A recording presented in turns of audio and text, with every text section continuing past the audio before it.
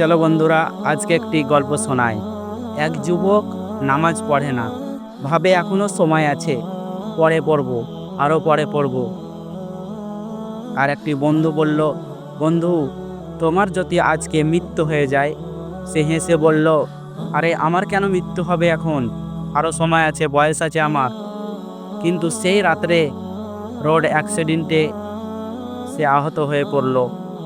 হসপিটালের বেডে সে মনে মনে চিন্তা করে আর আল্লাহকে বলে, আল্লাহ, আর একটিবার সুযোগ দাও, আর একটিবার সুযোগ দাও, আমি নামাজ পড়ব। কিন্তু সেই সুযোগ আর পেল না সেই ব্যক্তি। সে তার ঠোঁট দুটো, চোখ দুটো বুজে গেল, আর সে ঠোঁট লাড়তে পারল না।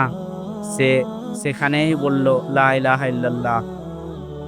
তাহলে বন্ধুরা, আপনারা কি বুঝতে পারলেন?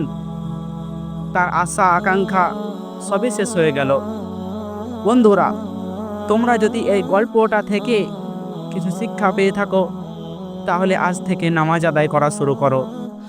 হয়তো তোমার আজকের নামাজই শেষ নামাজ হতে পারে, ইনশাল্লাহ।